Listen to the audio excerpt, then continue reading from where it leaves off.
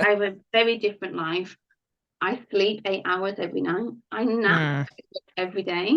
And so, and it's night and day. And I've gone from being very controlling, very overbearing, very perfectionistic to less of all of those things. But, I'm mm, still a work in progress. My marriage has transformed. But what I will say about all of it is that every iteration of work that I do, there are more challenges. Feel very difficult for a while as I work through them, and then they feel much easier. And so the honest truth of how it's felt is some days it's amazing and it's miraculous and I love it and I'm so grateful for everything that I've done. And mhm. other days it feels really hard. Yeah. It is draining and exhausting sometimes to do this work. But is Mm. it more draining and exhausting than having been a tax lawyer? No. And I am now doing something that feels like me rather than the me that I thought I needed to be to fit in a box to keep my parents happy or to Yeah. keep society happy or to matter, to have some kind of value.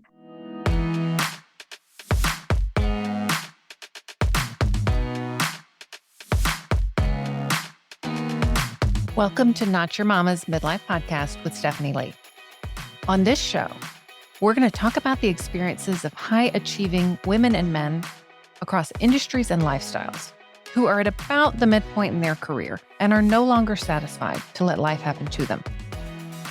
Together, we're going to purposely create the second half of our lives by addressing burnout and overwork, by getting clarity on how we're creating the experiences of our lives, including how we're keeping ourselves stuck, by articulating what it is we want for the second half of our lives, and identifying a plan to achieve it.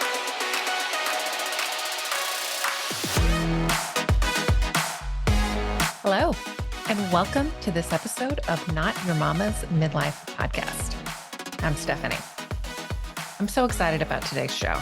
Since I launched the show in July of last year, I've been looking forward to the opportunity to incorporate conversations with experts and friends and people that I know that will bring something of value to you, my listener. So today is our first such conversation. The guest I'll have with me on the show today is Louise Lewis. Louise is an International Coaching Federation accredited coach at the professional certified coach level. She holds a diploma in coaching practice, and she's also certified in embodied healing systems, which is nervous system and body-based modalities. In her practice, she focuses on childhood trauma and the impact of dysfunctional family systems on our lives as adults. Louise believes that the impact of trauma, childhood, generational, sort of big T trauma and little t trauma, as you may have heard it called, is present in all of us. And that being able to work with and process that is a key component to creating a life that feels the way that you want it to. It feels fundamental to creating the second half of our lives that we want, right?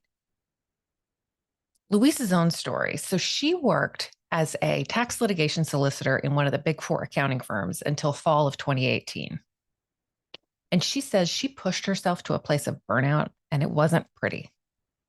She promised herself at that time that she was going to work through everything so that she never felt that bad again. Louise didn't anticipate all that that would involve, and none of us ever do, right?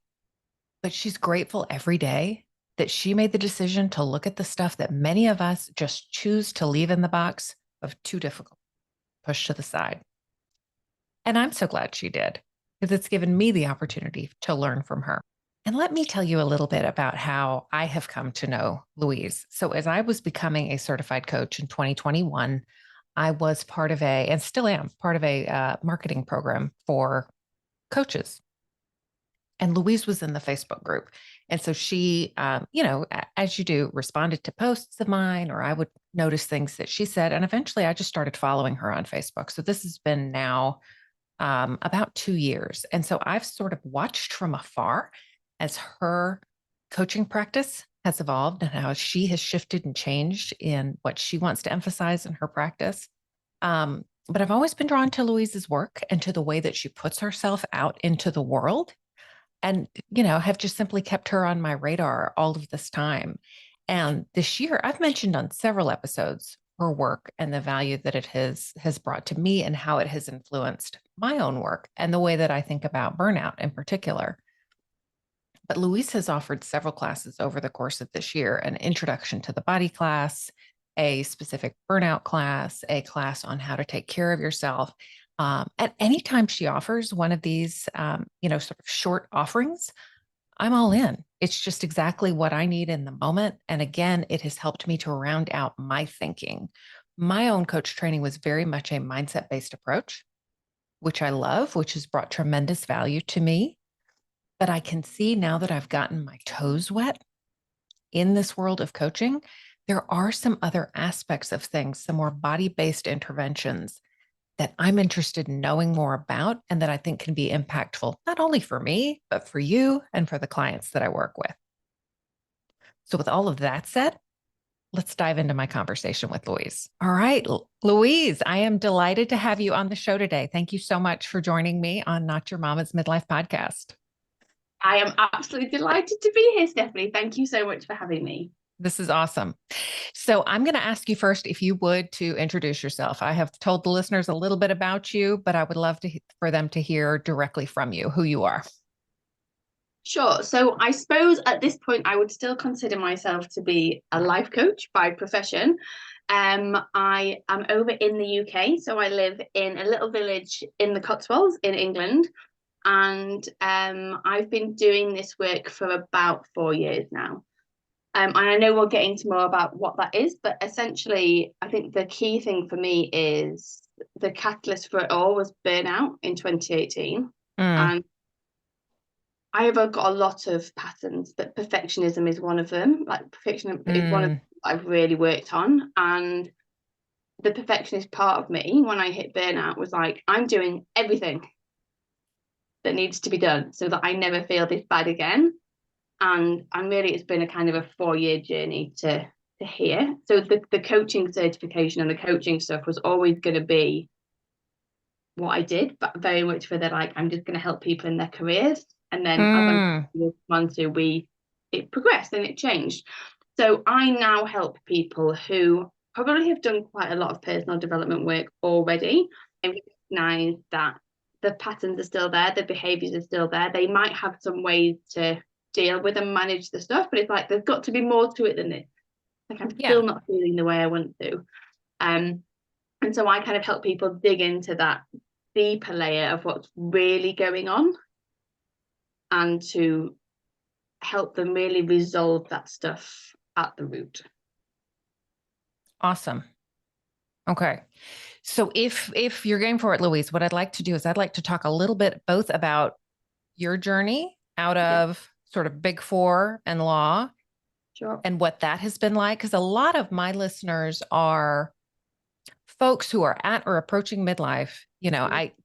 My audience is kind of like late Gen X, early millennials, and we are looking forward to something in the second half that's just fundamentally different. So I would love for them to hear your story about what that has looked like. And then I would love for them to hear as well a little bit more about how you work with your clients and what it looks like to address these deeper patterns that you do. So if that works for you, we'll get in on that. Sounds amazing. Awesome. So tell me a little bit about what your life looked like before you left law. Yeah. So yes, I didn't say this in the introduction. I left school, did a straight law degree, and trained and became a tax lawyer by profession. And I was a tax litigator. So basically always a huge company. So think like General Motors, Virgin Media, that kind of size company, fighting the UK tax authorities around the application of certain tax rules. So it was you were always in conflict, you're always fighting, always sort of trying to get stuff. So I was in this very high pressure, high powered job, and ostensibly I was very good at it. And so I rose the ranks quickly. I was, early 30s, running a team inside PwC, which is like a massive worldwide corporation. And in terms of what my life looked like, it looked very structured and very organized. I would wake up, about 5 a.m. each day, I would take myself to the gym. I would do a decent hardcore gym workout, and then I would go to the office and I didn't do crazy hours in the office, say like a 10-hour day. Mm-hmm. And then I would journey back home. The commute was about an hour and a half each way. So I would leave the house at 5 and would get home about 7:30 in the evening. Okay. So long days away from home. The day in the office was meeting after meeting after meeting after meeting. So there was no white space in the day. And then I would get home and I would crash. Mm. We would have dinner. We would maybe watch half a TV program, and then it would be 8 o'clock, 8:30, like really soon after I got in, that I would go to bed. I would struggle to go to sleep. Mm. I would wake up in the night, sometimes for an hour, sometimes for 2 hours, normally around 3 a.m. I'm sure some of your listeners can relate to the 3 a.m. witching hour. And me too. Yes. Yeah. And then it would start again the next day. And sometimes I would wake before, like, colleagues would get emails from me at 4:30 a.m. because I would just get Mm. up. Oh, and that was my Monday to Friday. And then Mm-hmm. weekends were spent trying to recover. Yeah. Yeah. So before you got to a place of really realizing you were in burnout, did, when you were living this way, did you feel like there was a problem, or did this just feel what was your awareness of what was going on for you? I would say my awareness was very low. I thought that Okay. it was just normal. Mm-hmm. I'd always had trouble sleeping from being like sort of Mm. age 5, 6, 7. I'd always been a bad sleeper. Um, my parents, particularly my dad, quite anxious. Not that it was spoken about that he was anxious, so it was just normal. Him being anxious and then me being anxious and me using control to manage things. It was just Mm. very normal. So I think I just thought that was how it was. Like it did feel sometimes like people around me seemed to not find it quite so stressful, or they didn't invest themselves quite so much in it. But even that, I would look at them and be like, they don't care as much as I do. Mm. They aren't really putting in the work. They don't care as much as I do. And so, no, I didn't think I had a problem at all. I thought all of my problems were somebody else. So, like, maybe the boss at work was difficult, or like it was my husband's problem. I was fine and everything was normal, was absolutely my default. Basically, right up until the point where I was like, oh, I'm actually too ill to work now. I need to do something Yeah. different. Yeah. So Complete denial. what got you there? What got you to the place where you realized I'm too ill to So, work? so a few different things happened, and it all kind of came together at the same time. Mm-hmm. I had a very, I thought, very good relationship with the partner that ran the team. So although I Okay. ran the team day to day, I wasn't a partner. There was a partner above me. And we used to speak quite openly about how we felt about the team and how we felt about the work. And he had said to me before going on a holiday that he really wasn't enjoying work at the moment. He felt very, very stressed. Mm. And so when he was away, I didn't feel like I could or wanted to contact him. Mm-hmm. So when there were challenges and things that happened in the office, I consulted a different partner Mm-hmm. who the partner that led my team used to work for but didn't like. Okay. Now, I can't tell you that that was the thing, but if that wasn't the thing, it was definitely a thing that essentially went from me being this like hero can do no wrong to really falling off the pedestal. Mm-hmm. And so in the office environment, I think maybe around the same time, I was starting to understand that I didn't know what boundaries were and was basically just doing everything for everyone all the time, and it was too much. So I was trying to put boundaries in place and had obviously then done this thing that hadn't landed very well. And so I started having not a very nice time at work. Mm. All the time that I was the golden girl on the pedestal, I had just been willing to keep pushing myself and keep pushing myself. Mm-hmm. So that started to change. And then there was a little bit of kind of psychological warfare at work with like another director who was saying like lots of lies, basically. Someone would say one thing, someone else would say something else. Who knows who was telling the truth? But I was in the middle trying to make sense of it all. And there was no way they were both telling the truth. So it was like really, really toxic work environment. And then at home, my husband was having challenges at his work as well.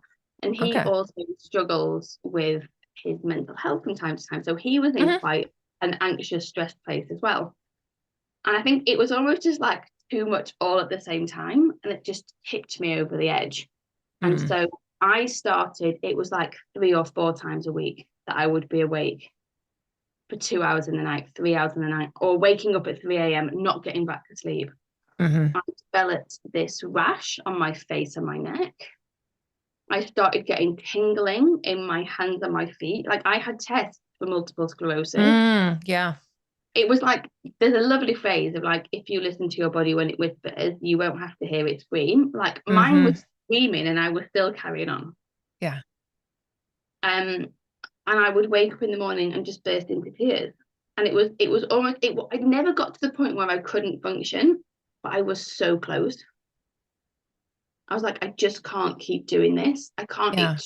everything was too hard. Um, and Nat ended up taking some time off work. He had 3 months off. Your husband. Yes, sorry, my Okay. husband. Mm-hmm.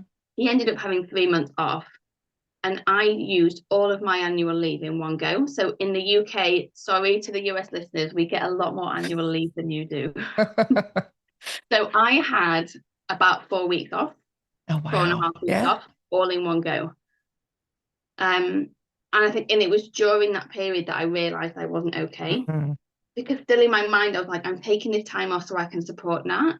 And I was Right. just like, hang on a minute. I need some support. I'm not okay. And that was hard because I was Yeah. very used to being the like everything's perfect and I could just deal with it all and give me your problem and I will solve it. Yeah. And so when you began to realize I'm not okay, I need some support. Mm. What did you think that looked like? Like what did you at that time think was the solution to your problem? So I think the first thing that is important to say is that I didn't want anybody to know. Mm. So I would see people. So I then went to the doctors and the doctor signed me off with stress. So I had a Mm-hmm. period of time off work and actually I never went back. But I would see people who knew I'd had this extended holiday and they would ask me if I was still on holiday and I would say yes. Mm-hmm. So there was a lot of shame. And so in terms of what I thought I needed, I think I probably just thought I needed a little bit of rest and a little bit of time off. Um, but was still so deeply in denial of not really, Mm-hmm. really being able to see or accept that maybe there was some other stuff going on that I needed to look at. And it was because I worked with such a big firm. I don't know how they do it over there, but we had access to an employee assistance scheme. So I was given Okay. 6 sessions with a therapist. Yeah, yeah. And I went to see the psychotherapist and had one very clear goal. I was like, all I want is for you to help me to decide whether or not I go back to law. Mm. And it really annoyed me because she kept wanting to talk about my family. I was like, no. I just want to talk about, don't want to talk about my family. Just want to talk about, do I go back to law or not? But she made some very pointed comments that I don't think I did much with at the time about Mm-hmm. how unhealthy my family dynamics were and some of the things that I was saying. She was like, that's not healthy, that's not normal, that's not how it should be. Mm. So it kind of started sowing some seeds, but I really don't think I was in a place where it was like, I need help, I can get support, someone can help me, because it was very much like, I can do this myself, I'm strong, it's all going to be fine. I'll just keep pushing, because that was what I knew. You Yeah. keep pushing, you keep going, and it'll all sort itself out in the end if you work hard enough. Yes. Yes. Absolutely. Yeah. Yeah. So much of what you're saying, certainly, Louise, I can relate to, and I imagine a lot of my listeners can relate to as well. Especially, I want to go back a little bit to the idea of just feeling like the pace at which you were working was totally normal. Mm. Yeah. This is what's expected of me as a professional woman showing up in this space. I just Yeah. keep pushing. I just keep working harder and doing more. And somehow it all comes out in the wash. Mm. Yeah. And the fact that I was leaving the office at 6 or 6:30 and other people were staying there till 8, 9, 10, 11 o'clock at night, I was like, Mm-hmm. I'm not working as hard as they are. So it wasn't Absolutely. even like it was normal. It was like Mm-hmm. I was doing less than normal Mm. in my mind. Yeah. Isn't that interesting? Yeah, fascinating.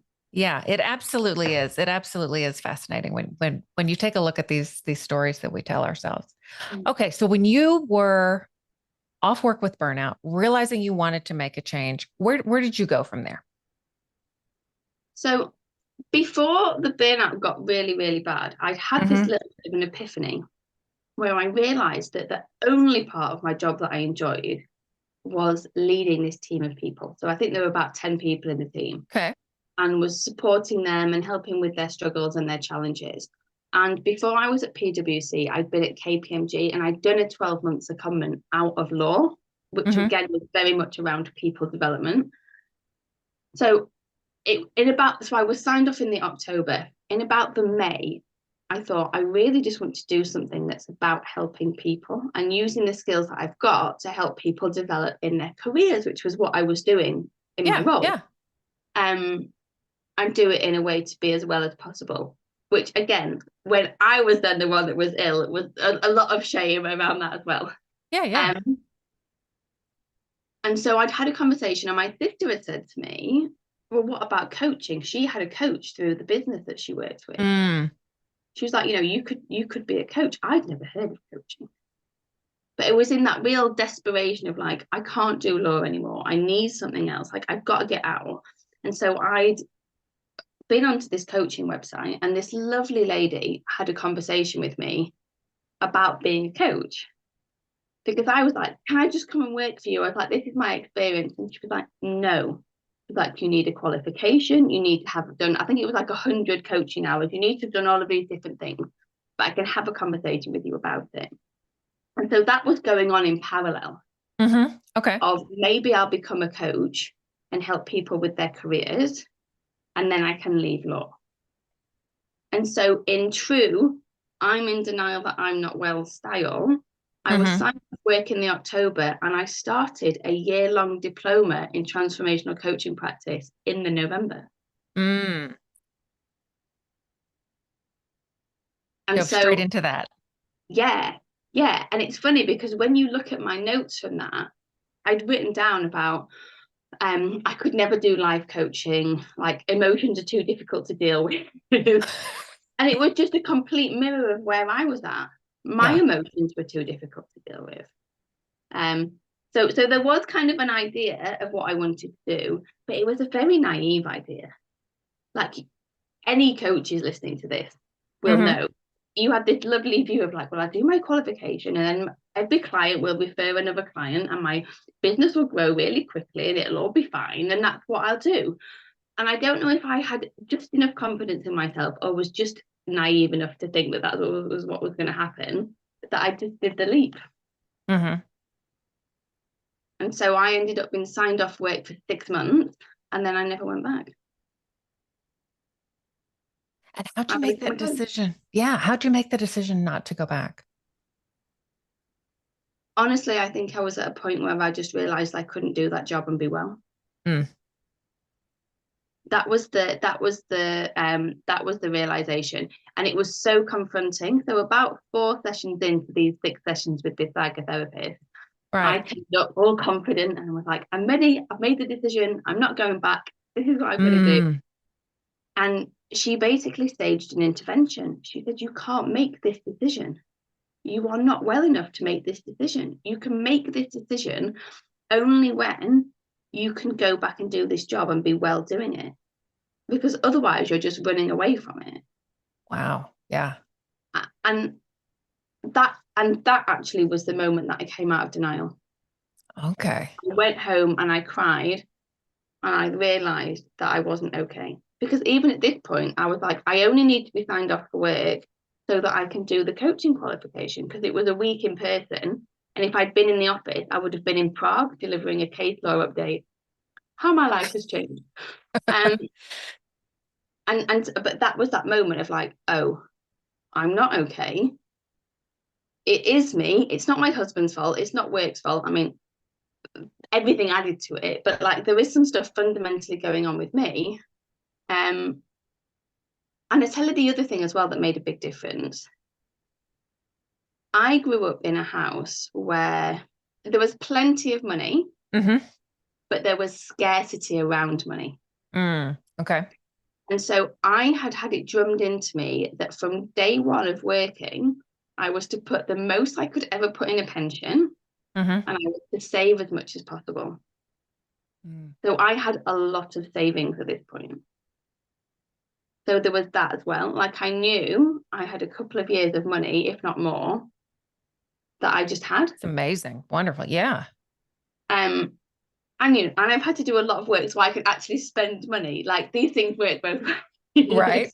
Right? Right. Absolutely. Yeah. But there was that as well. There was this comfort of I had this nest egg, and also my legal qualification wasn't going to go anywhere. Mm-hmm. Like I was in demand. I could go and get another job if I wanted to. And I think that's also sometimes helpful for like people that are listening For sure. to like go to, well, what is the worst case scenario and what would you do with that? Because so often, if you go through all of the different stages, you just end up where you are right now. Yes. And it's like, well, but why not take the risk? Because any one of those different stages could take you somewhere better, somewhere Mm-hmm. that feels better. Yeah. And that's something, that certainly the clients that I've worked with and my own observations is we think, and you talked about this a little bit a moment ago, we think the problem is external. It's the work environment. It's the husband. It's something else. If these people would only change, if the expectations at work were more reasonable, if everybody else had that understood work-life balance, then I could have work-life balance. But we don't see the extent to which that is true. And yet we are also just fully bought into that in many ways and doing it to ourselves as well. And that's part of it. For me, a lot of it was getting my identity from, as you talked about, being that golden child, being the one who could get things done, get things accomplished. People knew it was going to be done right. Gosh, that feels good. But it's also exhausting. Absolutely exhausting. And also so hard to look at it and see of like, oh, I've actually been part of this problem.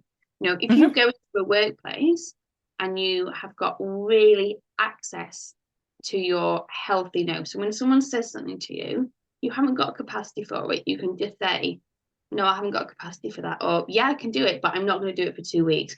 And Mm-hmm. it just sends you into this complete panic of like, but if I don't say yes right now, what are they going to think of me? I'm going to end up jobless, homeless, on the street, under a bridge. All of those things, yes. Right. And so many people don't have that. So yes, you're in an environment where perhaps expectations are put on you that are unreasonable, but you keep saying yes to them. Mm-hmm. It's not like you keep saying yes to them because you're weak. You keep saying yes to them because something physiologically inside you is stopping you from saying no. And that's the hard thing to look at. Yeah. Say a little bit more about that, Louise. So coming full circle to what I now do, Mm-hmm. I do a lot of work with people on the nervous system and nervous system regulation and unresolved trauma patterns. And generally people don't love the phrase trauma, but when I say trauma, I just mean like chronic stress patterns, stuff that was just a little bit too overwhelming for our bodies at a point in time that has had an impact on our physiology. And a lot of us have got underlying freeze patterns, which is the nervous system state that our body goes into when the thing coming at us is too overwhelming for us to deal with, or we perceive it's too overwhelming for us to deal with, right? And freeze is very closely connected to fawn, which is basically just the professional technical term for people pleasing. Mm-hmm. And so often we have a survival pattern within our physiology that means that we cannot say no because our body goes into freeze and shuts down to protect us. Because at some point in time, we have learned or decided that if we say no to other people, if we disappoint other people, if we let other people down, it's actually threatening to our survival. Now, whether or not we now know as adults that it isn't, that's still there. That's the pattern there. And so for so many people, it's why you can know exactly what you want to say in response to somebody, but you just can't quite bring yourself to do it.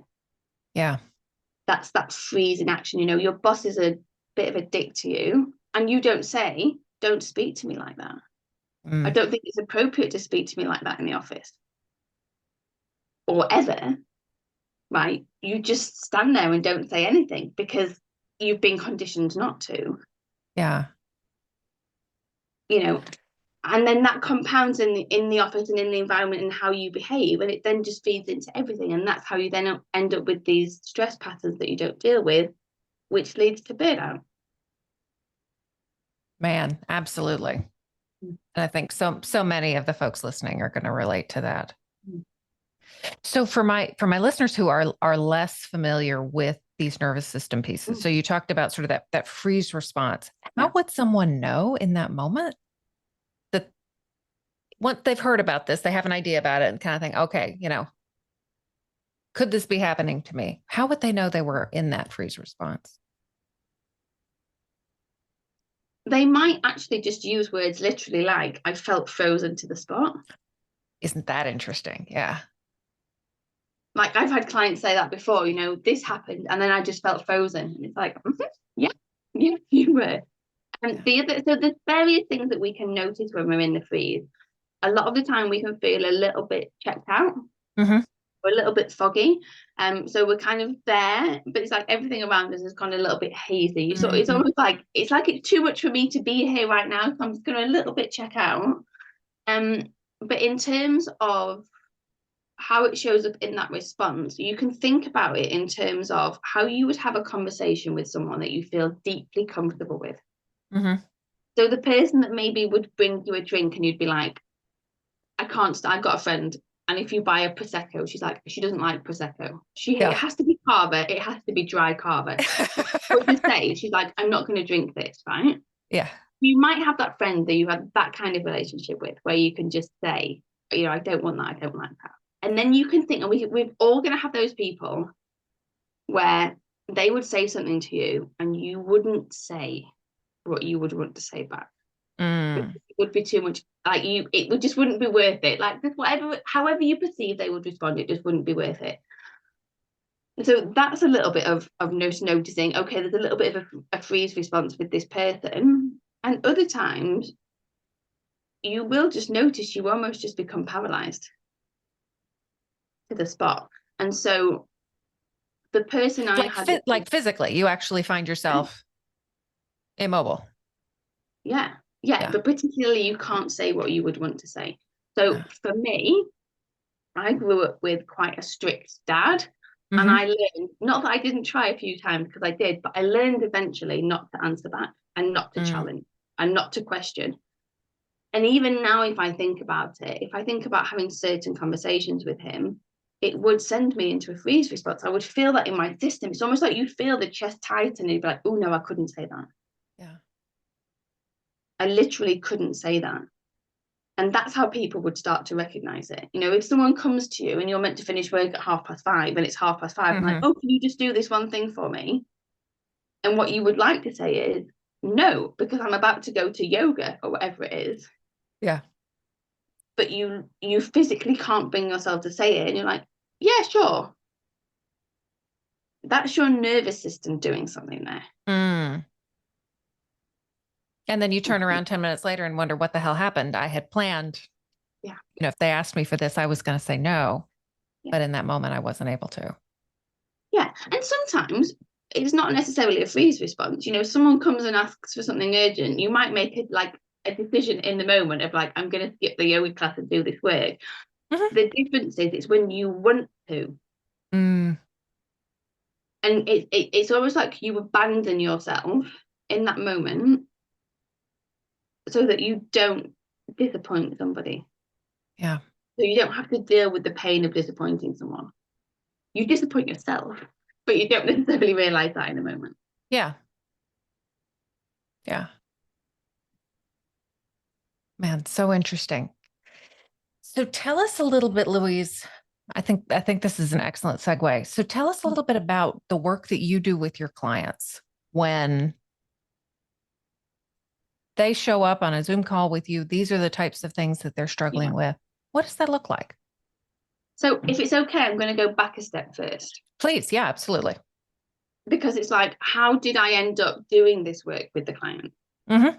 Okay. So Yes. to begin with, I started off very much, as I said, I was going to helping people with their careers. And the first group program I ever did was called Have a Job You Love. And it was a 6-week program to give people all of the tools that they needed to thrive in the workplace. So we looked at things like boundaries, we looked at confidence and self-belief, we looked at how to have a difficult conversation, we looked at like skills, strengths, and values.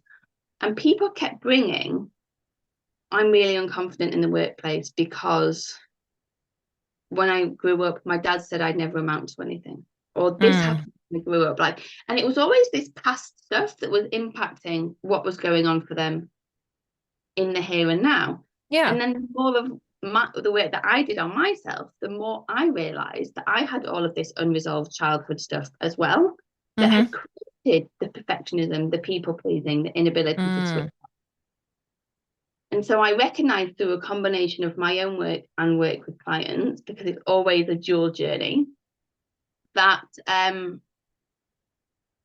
that there was often a deeper level that needed to be looked at. Mm-hmm. Because we can't, it's very easy to say to someone, well, just say no or just have better boundaries, but if those freeze patterns are in place, they can't. And so I got to a point a couple of years ago where I felt like I'd done all of the understanding work. Mm-hmm. I'd made sense of lots of things, and I was really frustrated because the patterns were still there. I was still I might not have been responding in quite the same way because I was managing my thoughts, but the visceral body reaction was still there. And that is when I started to work with a nervous system coach Okay. to help me with some of these like deeper patterns of behavior, of like what did my body learn and my mind learn when I was teeny tiny and then growing through my formative years, that has basically created the blueprint for how I react and respond to everything now.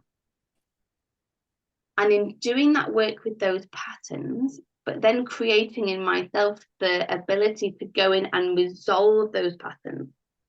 So those times where I didn't say I didn't want to do something, all of that stuck stuff within my body, learning how to do that. Yeah.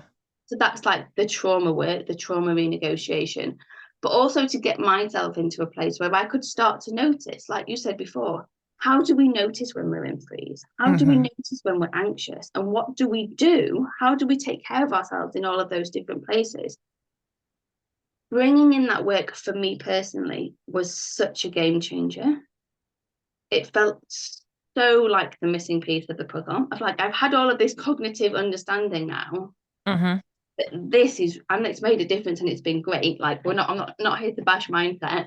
Yeah. Yeah. This is like a real extra piece of the puzzle. So I retrained or did Okay. additional training so that I could support people in that way as well.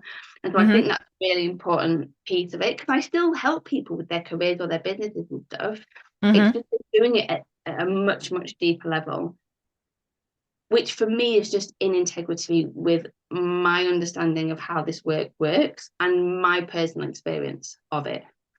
And so when people, to answer your question, and if I've now gone off on too much of a tangent and you need to ask it again, feel free. But to answer the question of like, how do I then help clients when they come Mm-hmm. to a session with this stuff? It's a combination. So it would still be the traditional mindset approach of exploring how that shows up for them, how they experience it. Do they remember like when it first happened, and exploring some ways of how they might manage it. So for example, someone turns up and they're like, I can't switch off. I Right. can't say no to people. I'm just doing this stuff all of the time and I'm absolutely exhausted. Like, can you help me? What do I do? Yeah. So there would be a real process involved. So I would start off by understanding how they experience it, but how do they experience it here and here? So Mm. when someone comes to their desk and says, it's 5:30, can you do this work for me?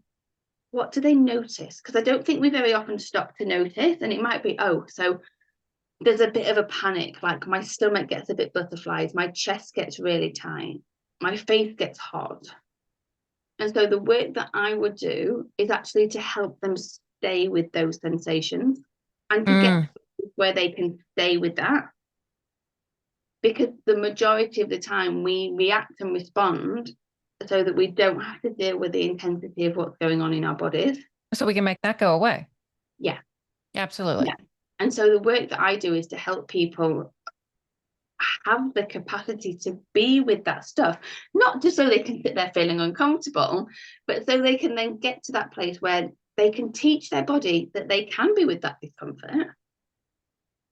We can then move through and look at what's sitting underneath that. So there might be a memory from the past and there might not be, but it's like there's something the body wants to do. There's something the body wants to complete that's unresolved, which is why this is coming up. And so there's that on the body side of things. A lot of people take a really long time though to get to a place where they're willing and able to go near their bodies. Yeah.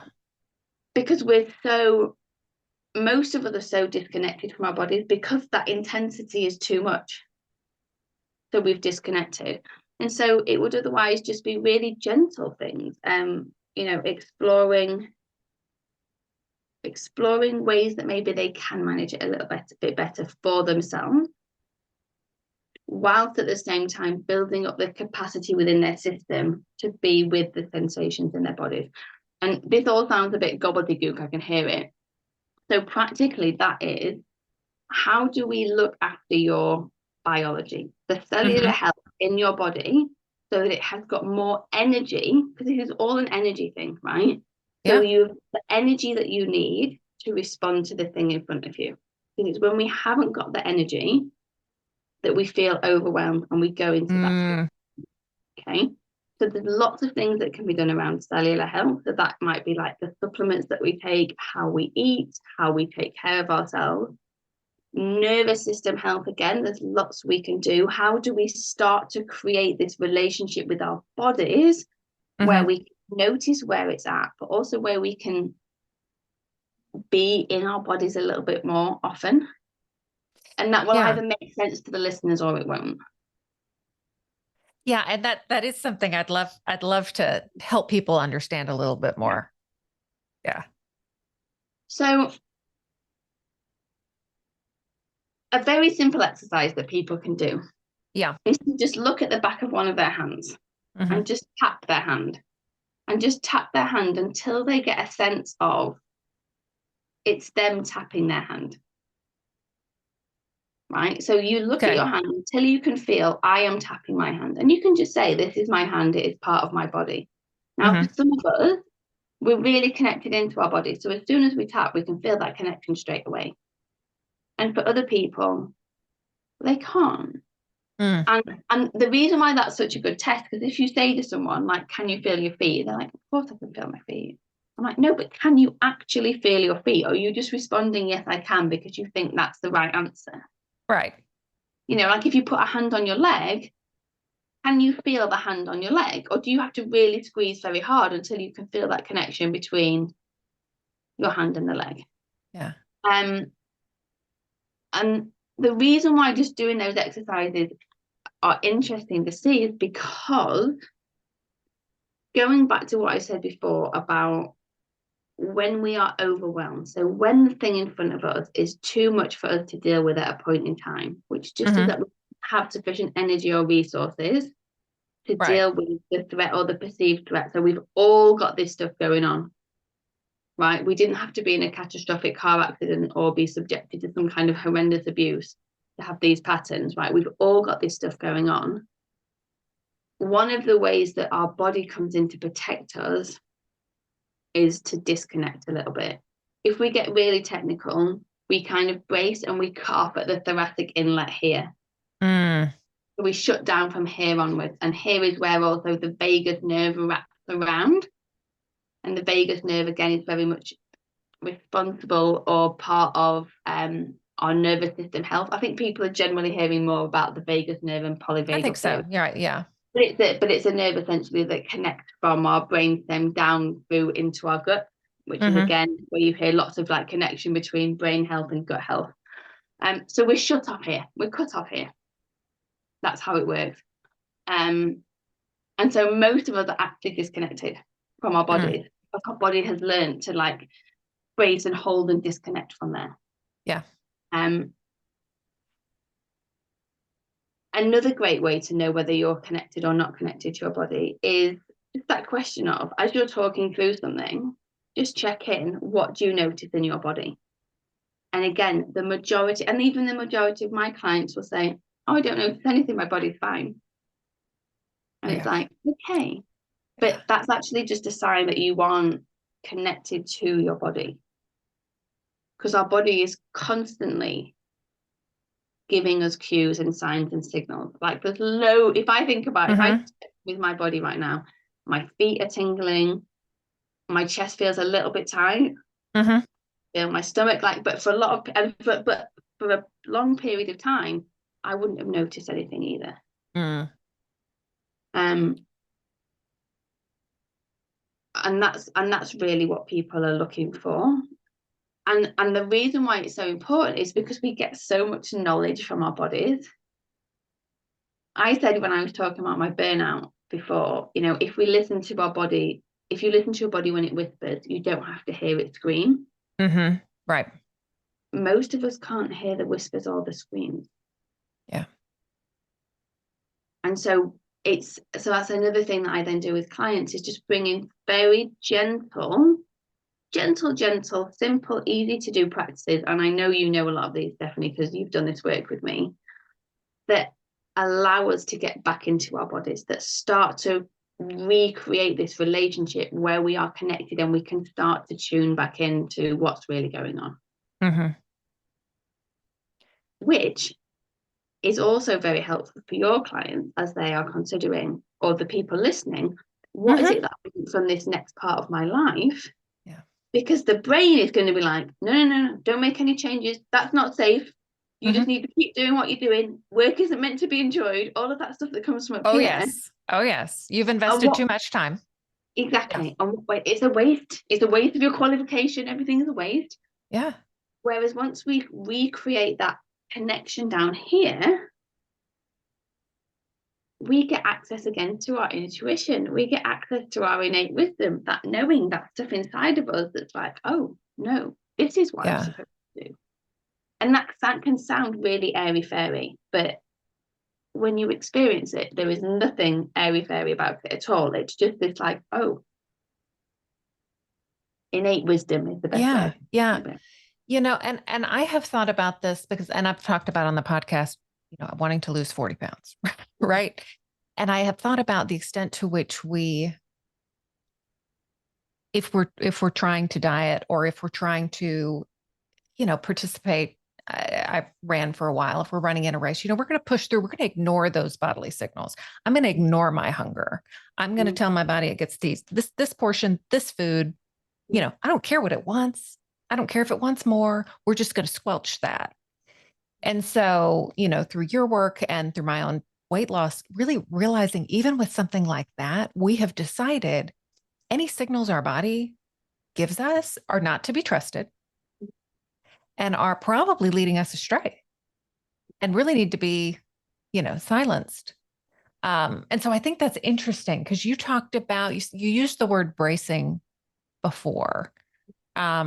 And I think I've mentioned to you, I've become very aware of the extent to which, I will brace against something that's harsh and really hold my breath, brace and stop moving and shrink. I stop taking up space. I bring myself in. And it's been interesting to begin to observe that in different situations and realize, oh, I'm having thoughts up here, of course, but I'm also having this physiological reaction. And because of your work, I've begun to think about Mary Oliver's language of the soft animal of your body.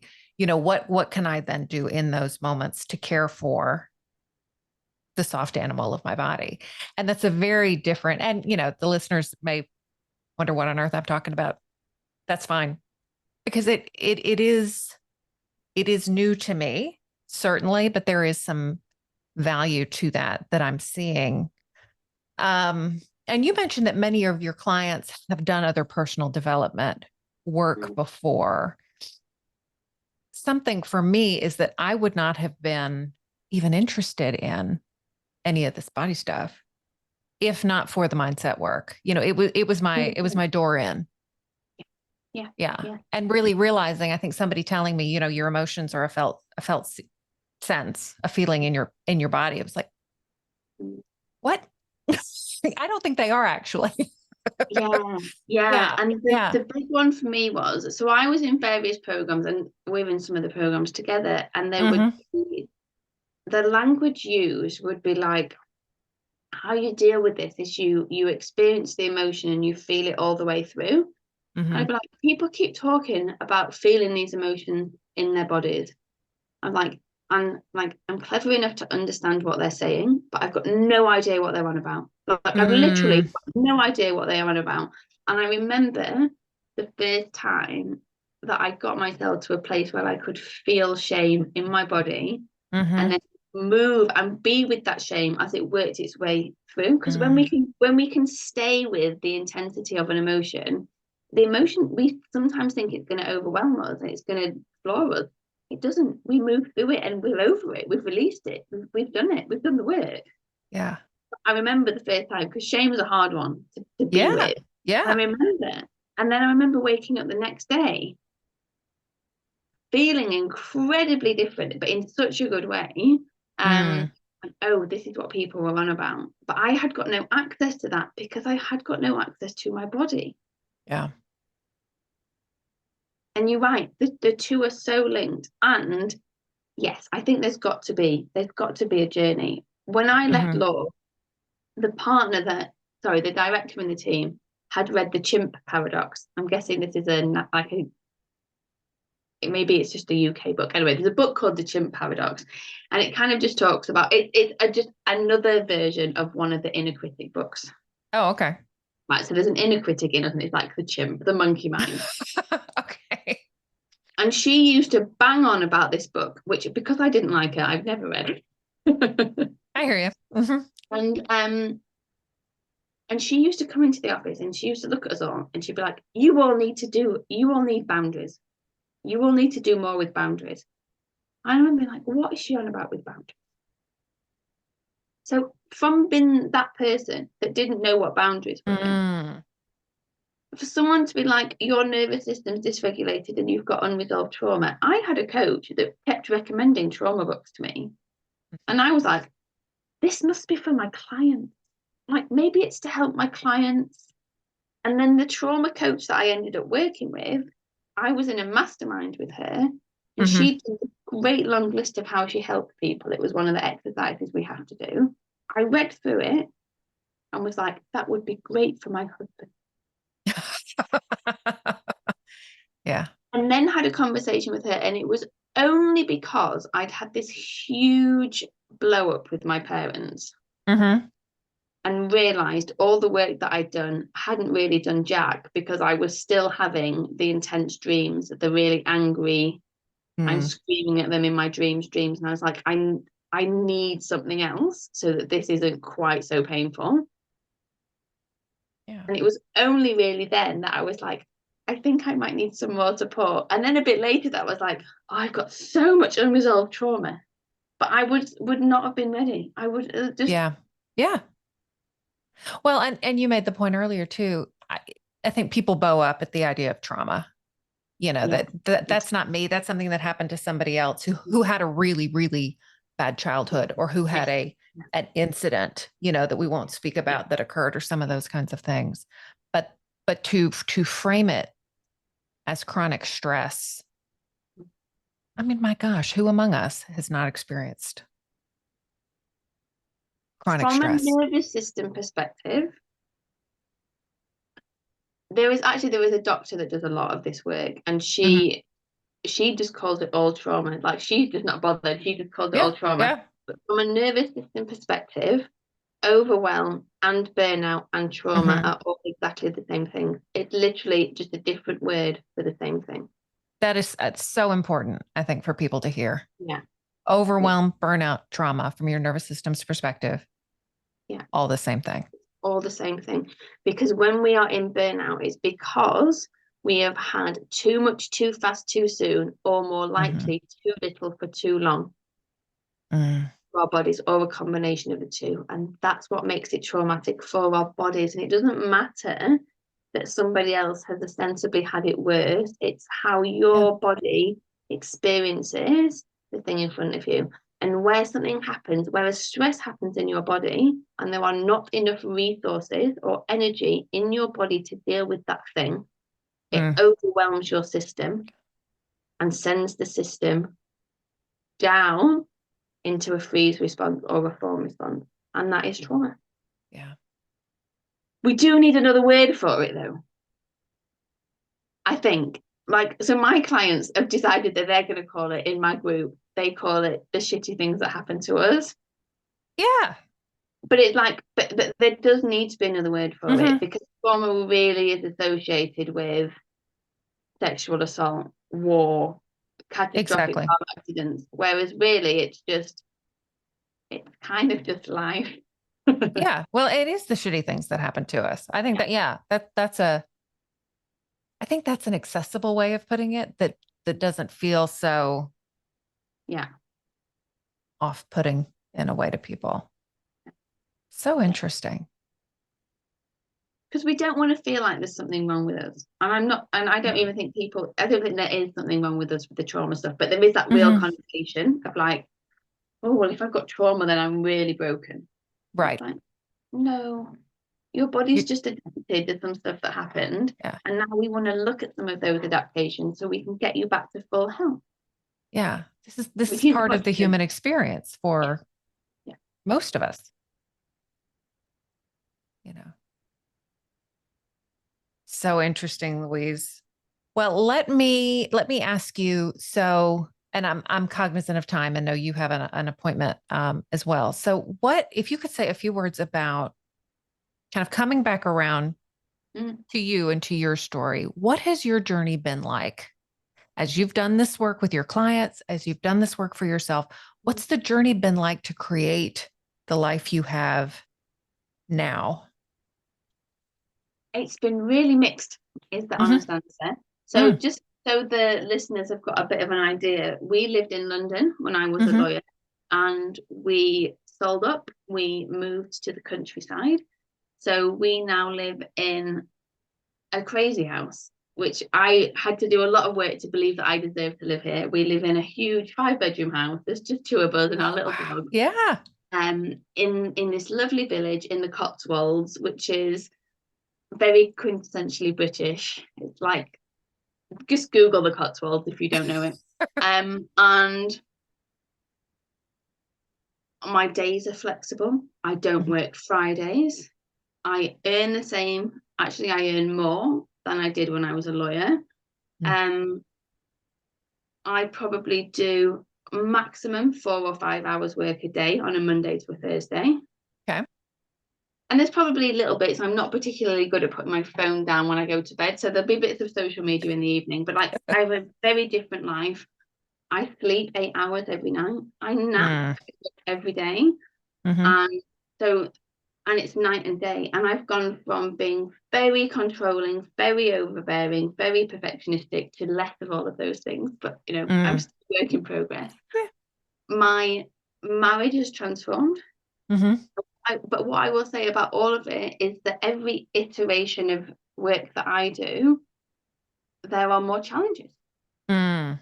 Feel very difficult for a while as I work through them, and then they feel much easier.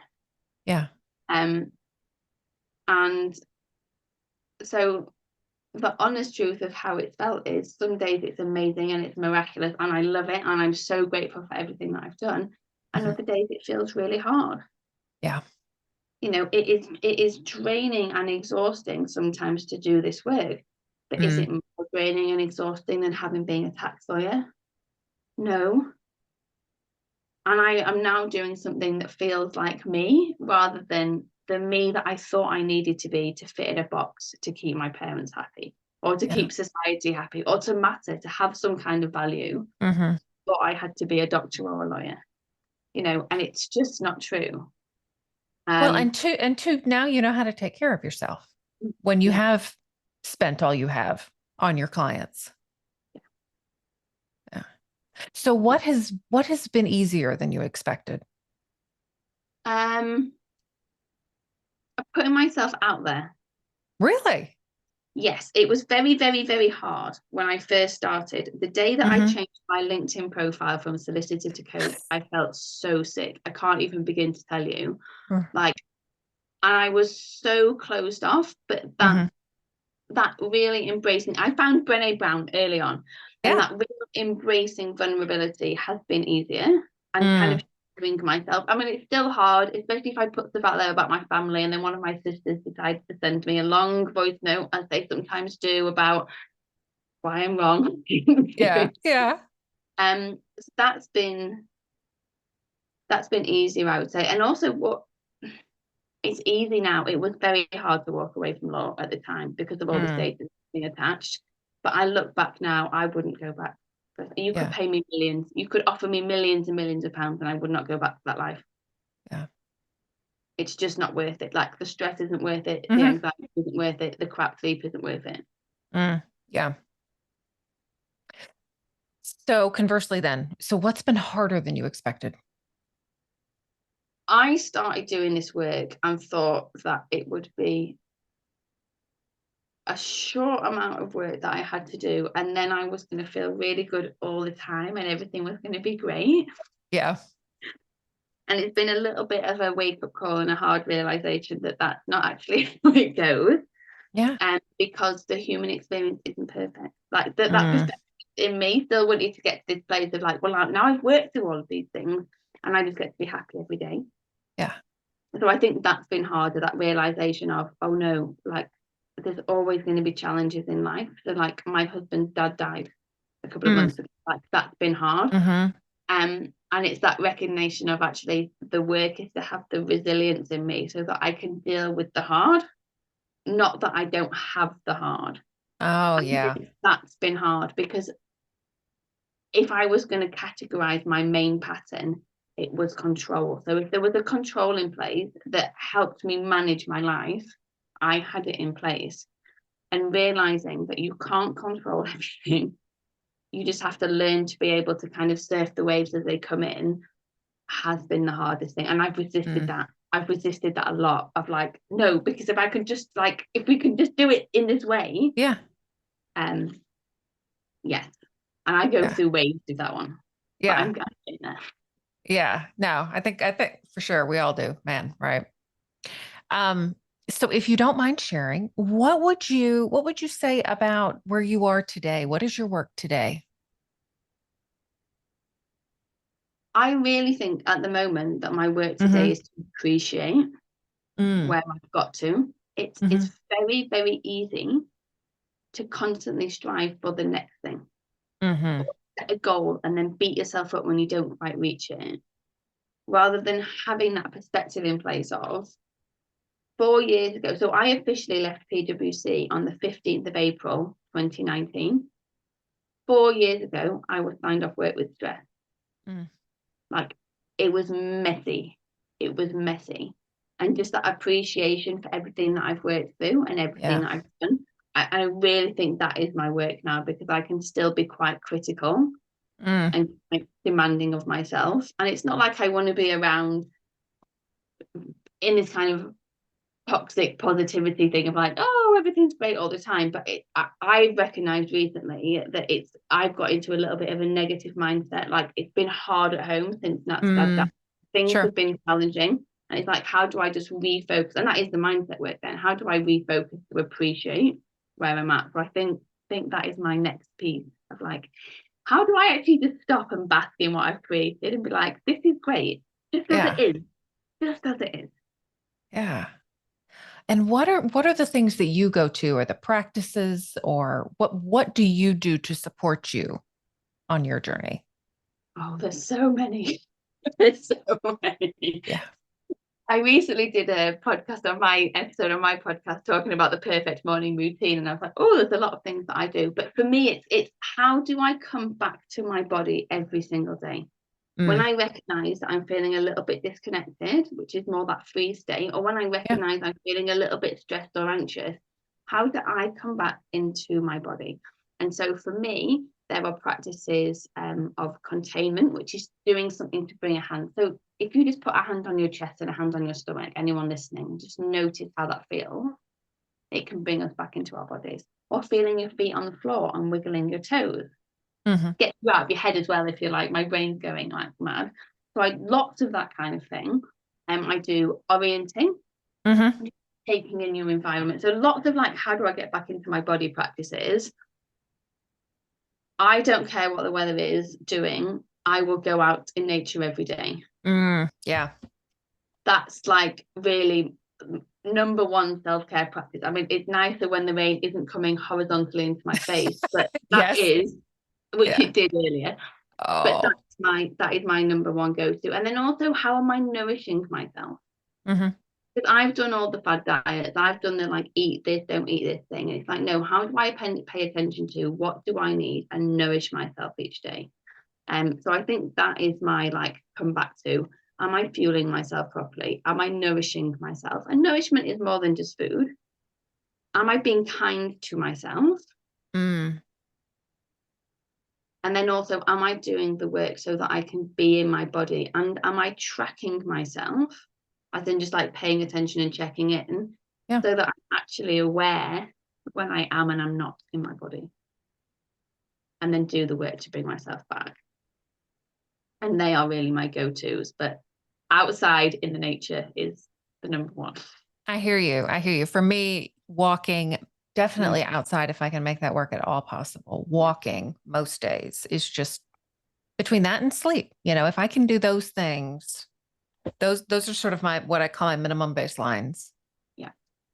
Anything else, okay, can fall away, but I've got to get enough sleep and get some time outside and walk. Yeah. Yeah. All I right, think you're a good Louise. shout. So what else, what haven't we talked about, or what else would you think the listeners might benefit from knowing? I think what I want to say, Mm-hmm. as you are in your primes, I was going to say approaching midlife, but as you're in your primes and Mm-hmm. you are thinking about what is it that I want from the rest of my life? Like, is sometimes that question is like, is this it? Like, I feel like there should Yeah. be more for me. And there's often then that question of, or that thought of, but it's too late now. Mm. Like, I've spent too much time, I've done too much, and it's never, ever, ever too late. It's never too late to make a difference. And the other thing as well is sometimes the difference doesn't outwardly look that dramatic. The changes Yes. can just be, how do you feel about yourself? How do you experience your life? Even like a really common one, our relationship with food and what we're going to eat. You know, how do you get to a place where that's not consuming your every waking hour? Because I've been Mm-hmm. there. It's all possible and it's all available. I did so when I was a career coach, I had a masterclass that was like plan your escape for the 9 to 5. And one Mm-hmm. of the things in there was just really looking for examples of possibility. So rather than, because our brain will want to go to the negative, and rather than going to the negative, go and find some people that have done the thing that you feel like you want to do, but don't think that you can. Yeah. Right. And go and just give yourself as much evidence as possible that the things that you want to do, you can do. Who are Mm. people your age who have made these changes and it's worked well? Don't look for the people that have done it and it hasn't worked well. Right. Like, you want to feed your brain with, these are things that I can do and this is possible. And don't allow yourself to label yourself with things that limit you. So for me, I labeled Mm-hmm. myself years with, I'm just an anxious person, I'm just a bad sleeper. Mm.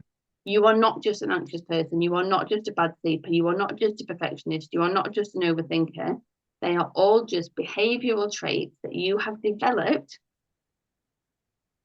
to take care of yourself, to protect yourself at a point in time. And they are all things that don't need to follow you for the rest of your days. And I think that's so Yes. important. Yeah. Because if we label ourselves, even with stuff like I'm ADHD or I'm OCD or anything else, we label ourselves, we restrict ourselves from healing and being the best that we can be. So that would be the things I think I would like people to know. Like, don't limit yourself.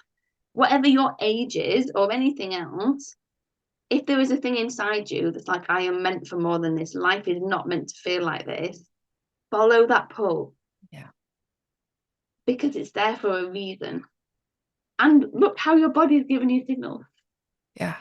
Yeah. I love that. I think all of that is so important, Louise. Thank you. All right, Louise. So if my listeners would like to follow you, hear more from you, reach out to you, how can they learn about you?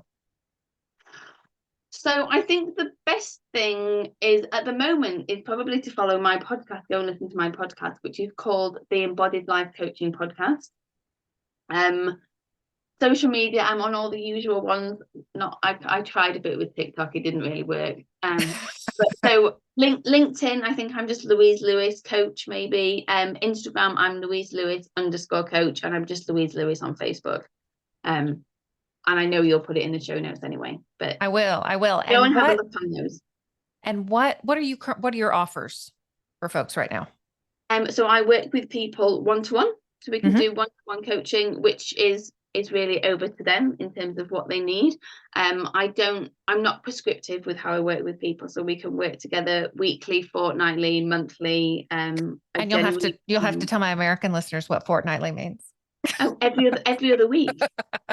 Twice a month. Okay, there we go. Is that not something that you have? No, I think of Shakespeare when you say fortnight.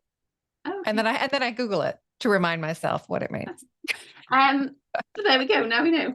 And that would just be having a call with me, and we can talk about what works for them.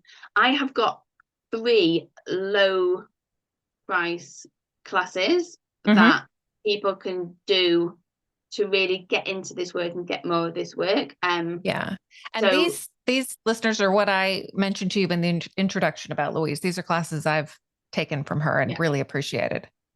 Yeah, so there's those classes, and they're a really great intro of like, I think I'd like to know more of this stuff, but like, how do I dip my toe in without it being a huge investment?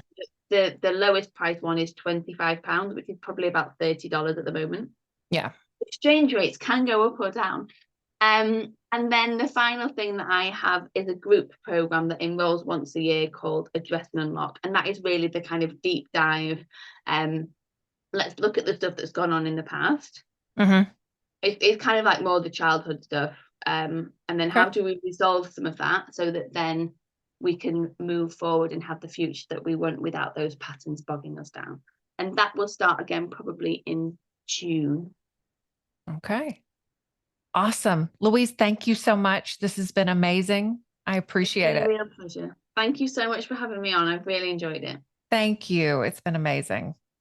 Well, I hope you enjoyed that interview with Louise Lewis. And I just want to thank Louise so much for being my first podcast guest. And it was so much fun. I thoroughly enjoyed the conversation, and I hope it brought a lot of value to you. I'm sure it did. And Louise has made her How to Take Care of Yourself class free for a few days, and she's offered listeners of this podcast the promotion code to be able to access that class for free. And so that promotion code is ADDRESS, ADDRESS 23. I'll be providing the link in the podcast description as well as in the YouTube description. So I hope you do check that out. It's a great class. I've enjoyed it very much. It's been great being with you this week. I hope you have enjoyed this first interview. I look forward to chatting with you next week. Bye.